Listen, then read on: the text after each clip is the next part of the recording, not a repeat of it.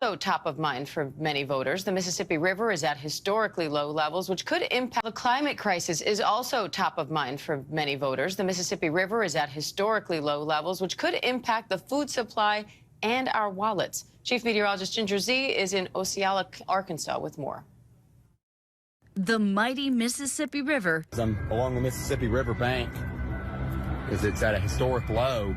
Is the measly Mississippi. Where I'm standing normally is underwater.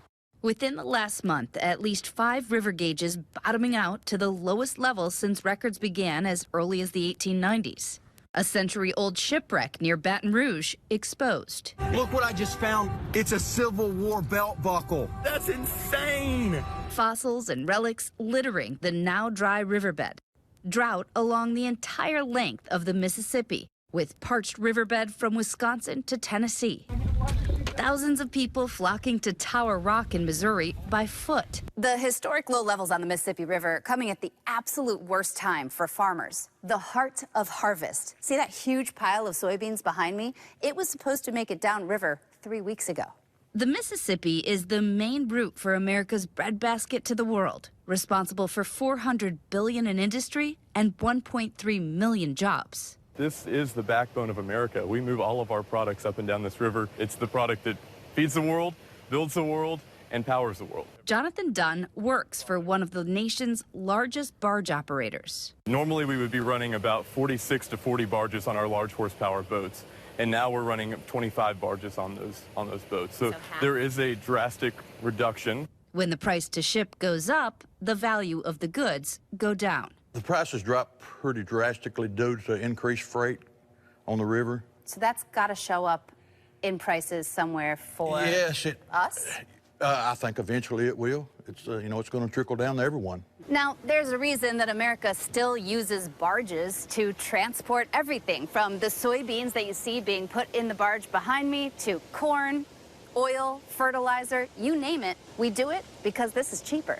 One barge can hold the same amount as 16 train cars and 70 semi-trucks. And on 1 gallon of gas, the barge can move 5 times farther than a truck. How much do we need? We need months of normal rainfall to recharge the soil and the river systems. And Ginger Z joins me live now from Osceola, Arkansas with more on this. Ginger, how does this end? Yeah, I mean, it has to end, right? We will eventually get rain. The Mississippi River always has ups and downs. Unfortunately, as I'm standing here in this dry riverbed of a water harbor off the Mississippi, this isn't the only dry riverbed in the region. The Missouri, the Ohio have drought.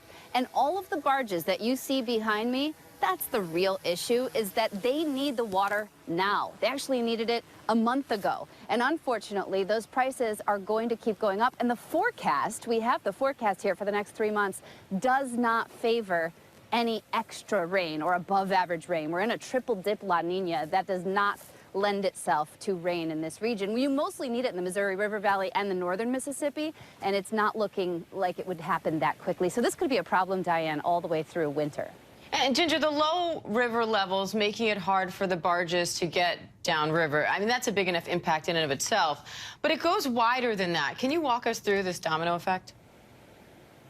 Right. So you can see maybe the grain elevator there. It's kind of putting the soybeans into one of the barges. This has been delayed by 3-4 weeks in a lot of places. So the prices of corn, for example, more than doubled to ship. When the shipping prices go up, it costs more for all these barges to be sitting here and not delivering their goods. One of the large barge companies, one that we did not speak to, actually canceled all their contracts for the year. That means they just said, we're throwing our hands up, we can't do it. You know, the Army Corps of Engineers is spot checking and these barges are kind of beaching themselves on sandbars that show up.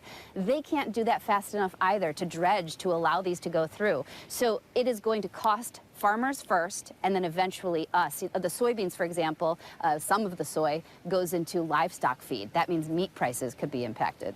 So, Ginger, what does that mean for consumers when they head to the grocery store? Right, so by next year, you may see those impacts because these barges not only have to get downriver, they have to get to New Orleans, and then economically, a lot of times after that, we export a ton of what comes from the Mississippi overseas. When you start talking about supply chain changes, which we've already seen the domino effect of that after COVID, this could be a years-long process to get out of. Unfortunately, one of the largest and costliest natural disasters was a drought on the Mississippi River in 1988. It cost $50 billion. We do not want to get there.